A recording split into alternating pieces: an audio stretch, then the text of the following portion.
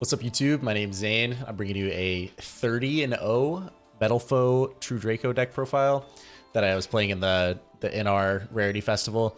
Like I said, we went 30-0 in games on stream with this deck. It's really good, like just insanely powerful. It can beat Megalith, it can beat other METALFOE decks, it can beat really anything. The True Draco cards just are so good at helping you go second. They also are like not bad going first too. But for the deck profile, we play 3 METALFOE Steelin, 3 Silvered, 3 Gold Driver, 3 Volflame, 3 Bismugear, 3 Boa Baboon. This is the best card in the deck, in my opinion. It's really good. When it's normal special summon, you draw a card and then place one on one from your hand on the top or the bottom of the deck. But then if it's destroyed by battle or card effect, you can special summon 2 from the deck.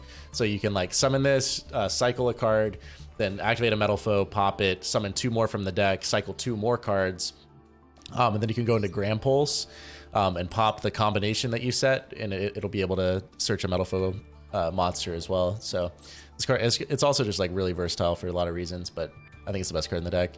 And then 3 METALFOE Melcaster, that's all the METALFOE cards. And then the True Draco, we play 2 Ignis Heat and then 1 Majesty Maiden.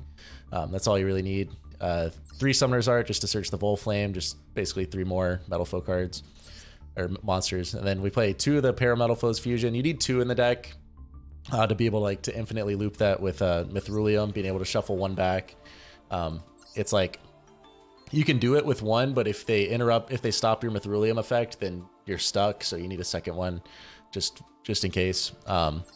Then 2 True Draco Heritage and 1 Disciples. 3 METALFOE Counter. This card is insane. Not once per turn. It gives you crazy follow-up. This is the reason why METALFOEs are so strong in this event. 2 Combination. This is a continuous spell to be able, or continuous trap to be able to tribute for the True Dracos, or pop it with the Grand Pulse, and it searches a METALFOE. Also has an effect that if you fusion summon a monster, you can target a METALFOE in your graveyard and special summon it, and that comes up sometimes. We also play 2 True King's Return and 1 True Draco Apocalypse. They're just good True Draco trap cards. Then we played for the extra deck 3 Mithrilium. This is the best fusion by far. You target 2 METALFOE cards in your graveyard, 1 card on the field, shuffle the ones in the grave to the deck, and then return a card on the field to the hand. And also, if it goes to the graveyard, you can special summon a METALFOE, pendulum monster from your graveyard, or face up extra deck. We play 1 Orichalc, then 1 Odd Eyes Vortex Dragon to go along with the Odd Eyes Absolute Dragon. The Melcaster and Volflame are level 7, so you can go into the Absolute Dragon or the Dark Armed rank 7. The Dark Armed rank 7, you can pop a card twice, and it's not once per turn, so you can like detach material to pop a card, and then you have to banish a card from your graveyard, but that's not really too relevant. But it can attack the turn that it does that, or for the rest of the turn rather. And then the Vortex, or the Absolute, to summon the Vortex. When it goes to the graveyard, you can summon Vortex from your extra deck, basically. Play the Gravity Controller just for the Absolute Dragon. You can summon the Absolute in the extra monster zone, and then link it off into Gravity Controller just to trigger its effect. We play the 1 Sinavalon Dryas. And basically what this is when you summon 2 Boa Baboons from your deck, you can't make Cross Sheep because it requires 2 monsters with different names, and sometimes you want the Cross Sheep for the arrows or whatever to pendulum summon to. So you can link 1 of the Boa Baboons into this guy, and then just link with that guy and the other Boa Baboon into Cross Sheep. So that's why that's there. We also play the 1 Defender of the Labyrinth. This card's insanely good in this deck. It requires 2 normal monsters, and it says non-effect monsters you control gain 500 attack. So Vanilla's gain 500 attack. Your Volflames will be 29. Your Berserker will be 35. But also your opponent's effect monsters lose 500 attack, which is really relevant for like getting over a 3K monster or something, or just something that's big. It comes up a lot and is good pendulum arrows. Cross Sheep's insane. If you fusion summon to its arrow, which you can do with the METALFOE's Fusion or the Absolute Dragon, you can special summon a level 4 or lower monster from your graveyard. And usually you'll climb into Berserker, which is just a 3K beater. We play the Geonator Transverser. This should be in like every NR deck. If they don't play around it, you can creature swap their monster. Triple Burst, this card comes up. It can negate monsters during the damage step or whatever. Can negate monsters or spell or traps rather. but it comes up. It's good. And then the one Berserker. But yeah, that's the whole deck. Basically, turn one, you want to set up like triple counter, like double or triple counter, and then sometimes you can put up a Vortex Dragon on turn one as well. But I'm gonna go into some duels with the deck, and I'll be going over them or whatever, so you guys will see how the deck works. But yeah, hopefully you guys enjoy the duels. Oh, I forgot to show, but here's our match history just to show that we were actually 30-0. It only shows 20 matches, but we're 20-0 right there. But we went 30-0 on stream. But yeah. All right, so for the first replay, we're going second, and we're playing against True Draco. Sorry, that was really fast. He just goes Ignis, summon Ignis by attributing a Fog Blade, set 2 pass. Our opening hand, double Boa Baboon, Melcaster, counter, combination, Apocalypse. So here, what we do, we summon the Boa Baboon, and our plan is to draw a card and put the other Baboon back in the deck. That way we can summon 2 from the deck. So we summon Boa Baboon, and he chains Ignis, which is fine. We don't care if he grabs a spell. So Boa Baboon will draw a card. We draw a Heritage. We put back the other Boa Baboon. Then we activate our Melcaster. Melcaster, pop the Boa Baboon, set counter. Baboon, summon 2 more Baboons from the deck. And then we'll activate both their effects to cycle 2 more cards. We draw onto a Bismugear, and we also draw onto another Bismugear, which we put back. Then we make a Grand Pulse, which then he Torrentials. And because True Draco Heritage says during your main phase you can draw cards equal to the number of True Draco and True King cards sent from the field to the graveyard this turn, it includes both sides of the field. So since he Torrentialed his own Ignis, we can activate Heritage to draw 1 card. So we draw a card, we draw a Majesty Maiden, which is an insanely good draw. We set the combination, activate Heritage to extra normal summon. We tribute the combination to summon the Majesty Maiden, add another Melcaster. Activate Bismugear, set counter, then activate the Melcaster. We can Pendulum Summon, we Pendulum the Melcaster, and then we go in for a little bit of damage, 2023, so it leaves him on 37. We pop the Bismugear with the Melcaster to set our other counter. So now we have 3 counters set, and we're going to get a Bismugear search in the end phase.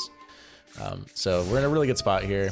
He activates Heritage, which we chain our Majesty Maiden to search an Ignis from our deck.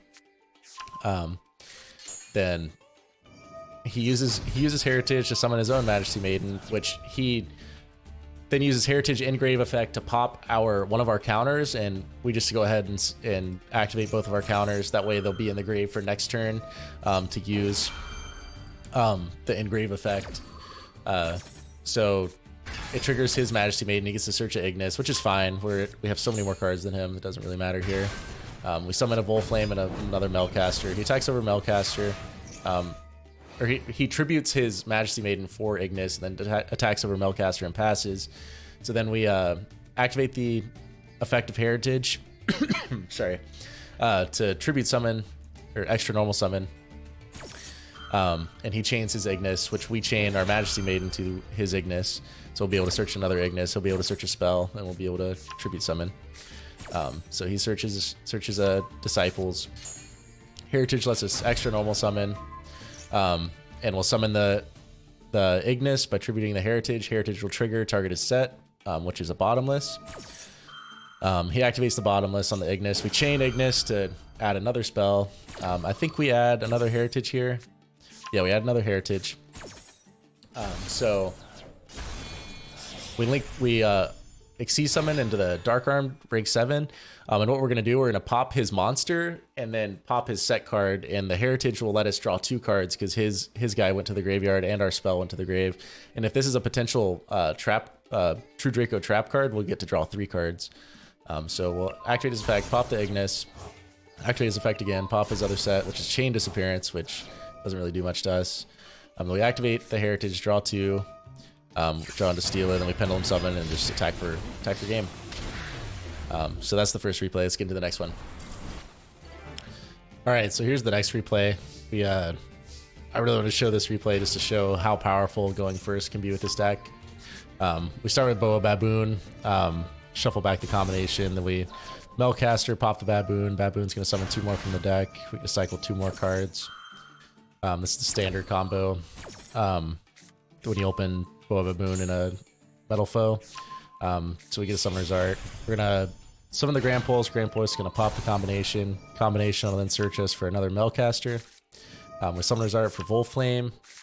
Then we'll activate the Silvered, pop the Melcaster, set counter, activate Stealing.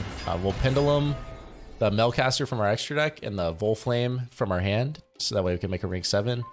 Then we'll pop, set another counter. Then we'll make Absolute Dragon. We'll activate the Melcaster. The Melcaster pop the Absolute Dragon to set counter, and then Absolute Dragon will trigger to summon Vortex. So what we did there, we got triple counter. We have Scales, we have a Vortex, and a Grand Pulse that can pop our opponent's spell or trap on the next turn. So then our opponent Kaiju's our Vortex. Then he activates Magical Mallet, Chain MST on one of our sets. Obviously they're all counters. So he pops one counter, but that'll be able to trigger both of our other counters. So we'll activate both of these. Summon 2 METALFOEs from the deck. And we'll summon the Melcaster, and we'll also summon Bismugear, because both of these gain value if they're destroyed. The Bismugear will search in the end phase, and this will be able to add one back from the extra deck to the hand. So then he goes, summons his own Kaiju, and then activates Leeching the Life to make it 66. Attacks over the Kaiju that he summoned on our field, and then he passes turn, and we just end up killing him here. Or yeah, he ends up scooping. But I really just wanted to show off that replay to show like how powerful the turn 1 you can do, even in the NR Festival. Like, it's a crazy board for the ban list that we're playing under. So yeah, hope you guys enjoyed the duels. If you want to see more duels, I have 2 VODs on my channel from live streams. They'll be linked below of us playing this deck. It was really fun. Like I said, we went 30-0, which is super crazy to me. But this deck's probably one of, if not the best deck in the NR Festival. So if you're trying to get the gems, trying to get all the points, like, I'd recommend playing this for sure. It's a lot of fun. But yeah, I hope you guys enjoyed, and I'll see you guys in the next video.